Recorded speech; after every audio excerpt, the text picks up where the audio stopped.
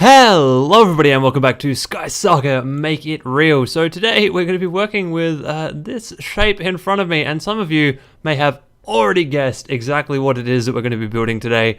Of course it is also in the title of today's video, but we are going to be building a chest today. So I'm actually going to extrude all of this stuff up by 100 mils.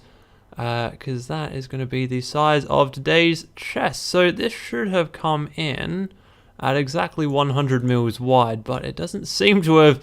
It seems to have come in at a completely different size, which is going to make life a little bit interesting as I go through here. Let us just take a quick look at how wide this thing actually is now that it's come into this design software. So we're going to have a quick look at that. It is 300 mils wide. Okay, that's not good. I need to resize all of this stuff to get it back to what I want it to be, which it should be, like I said, it should be 100 mils, but at the moment that does not seem to be the case. So we're going to just continue here anyway. I'm going to extrude the next couple of pieces of this, so I need to move this out of the way. That is our chest, or the main body of the chest, once I actually shrink it back to around about the right shape. And then once I have that, I now need these other legs. So this is the bit that we've extruded currently is the wooden piece. And then I'm going to need the legs, and these little pieces here are the cut out sections, which are going to kind of cut out everything else. So we're going to extrude this up. This one is only, I think, going to be about 20 because I don't really need these to be too tall. These are just legs. And they actually kind of form a little bit of a band around the edge of the chest, just like this image that I've just pulled onto the screen here. So this is my reference image. This is where I've taken all of my measurements and drawings and stuff from. Haven't bothered drawing in the handle because I will design that freehand in just a second. I of course need to do latches and all sorts of other interesting bits and pieces, but I thought we'd start with the basic shape, get the basic shape done and dusted, and then we can go from there. So here we go. I have scaled everything out pretty correctly, I think, and I've also created a new version of the inside wood section because we're going to use that in just half a second to actually cut the interior of this thing, because of course I did the jar last week hollow and usable, and so I am going to do the same thing again this week, and I am going to make this chest actually be a chest. It's going to be about 10 centimeters by 10 centimeters, or at least that's the outside dimensions. So that's kind of like this corner to this corner, and like the height and the full width as well. But the big thing that we're going to do now is we're actually going to split this guy and cut. Oh, that's not what I want to do. I wanted to cut this guy with a split tool. So just like this, and we're going to cut it like that. And that is going to give us the top section and the bottom section. But now I actually need to move this top section away and resize this guy up so that we can actually have a interior to this box. What I'm thinking is I'm going to make this box probably 4 mil walls, or maybe 3 mil walls. I need to leave myself enough room in here to do all of the detail work on the side. So stuff like there are going to be cutouts in this side and that side, there are going to be cutouts in through the front, and there are going to be cutouts through the top of the lid as well. So all of those things need to go in, which means that I can't have too thinner walls, because otherwise the walls will just be all detail work and have no strength to them. So I think we're going to make 4 mil walls. That's probably going to be okay. This box is actually getting a little small inside, I think, but that is okay. It's more of a box for looks than a box for function. So anyway, I'm going to go through, cut the holes in these things, and then we'll have a look at that. So this is really starting to get there now. We have come quite a long way. I've got all of the kind of panels cut in, I guess, and I've started cutting in a little bit of detail in terms of like wood grainy type stuff, but I honestly think I might be digging this a little bit too deep, and it might not actually be all that necessary. So I'm thinking I'm not going to dig any more kind of wood grainy pieces into place. But the next thing I want to do is I want to add the hinge, because I want to actually make this as an actual box. And one thing I have found is that this is very true to the model right now, in the actual model, you have this type of thing where you have the two kind of gold sections which kind of connect over top of the box, just connect flat across the back here. However, in the real world, if we want to put a hinge across these back two halves, these two pieces are going to have some form of angle to allow the hinge, to allow the lid, I should say, to allow the lid to open at least a little bit. So what I am going to do is I'm going to put that in with a chamfer, and we're just going to have to go all the way as far as I possibly can with this thing, because that is going to give me my opening angle that I can use. So it looks like 5.6 around there, somewhere around there is going to be the sweet spot for this. So I'm just going to kind of fiddle with this a little bit, and I'm going to get the perfect value. Okay, so it looks like 5.8, somewhere in that range. Now, what this is going to do is this is going to give us just about, I think, a 90-degree angle for open, which will mean we'll be able to get the lid all the way up and open, but it does mean we're going to have to deviate from the actual model a little bit, like I said, just to make sure that this thing can actually open and close nicely. Now I'm going to work on the hinge at the back here, and I think the next thing I'm going to show you guys is the actual 3D print, because a lot of this stuff, like the handle and so on, those are just going to be like 3D printed in details. I don't think I'm going to have the handles be usable. They'll be too small to actually do anything with, so they'll just be blocks and angles and stuff that will just get 3D printed into place. So the hinge at the back here is the final piece of actual useful stuff. I might look at printing a little latch to sit over the front here as well, but I'm not 100% sold on that right now.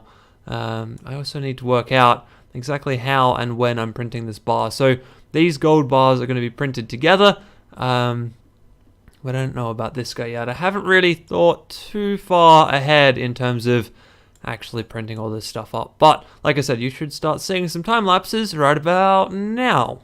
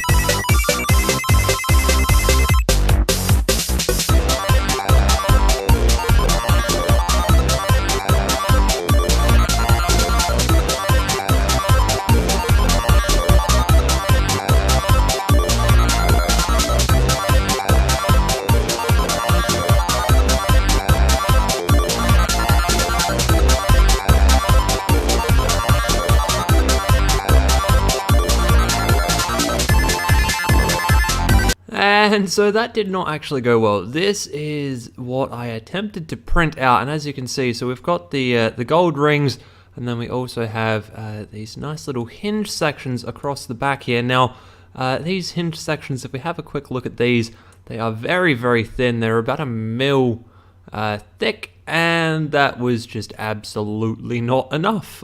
So when I printed them, they broke, which is very, very unfortunate. And on top of all of that, I have now moved house, and so I have not had another chance to reprint these things or even look at this file. So I'm going to go ahead and do that. Now we are going to go ahead and thicken up all of the bits around the edge of this hinge here. I also did learn though, after doing that print, that this lid, if you hinge it off of this point, we don't actually need these angles that I put into the gold pieces. So we can actually remove those. And while I'm at it, I actually do want to put the lock on the front of the box as well, because that is going to be a big key component here that we need to get done and dusted. So that's going to be the next little bits and pieces we're going to go through. Add a thicker hinge mechanism to the back up here, and then add that lock onto the front and carve out some spots for that to be glued in place, and hopefully now we'll do a print and it will actually work this time.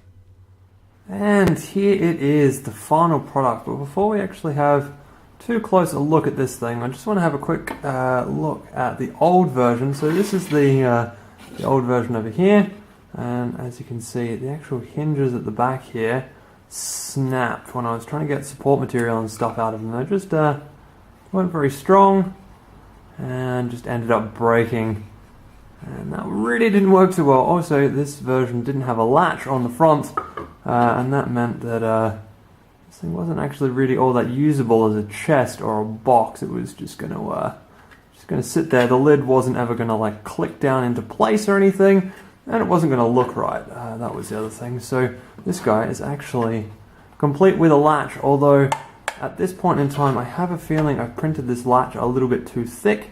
So it is pretty thin, but it could be a little bit thinner because it doesn't quite bend as much as it needs to. As you can see, the glue is not quite dry yet on here, so I can bend it out just because, like I said, that glue is not dry, but once that glue actually dries up, it's not going to hold in place when you try and bend it out and up like that. But that is something that I can fix in a version 2 by having a thinner latch piece, and then that latch piece will bend a little bit and actually make life a lot better.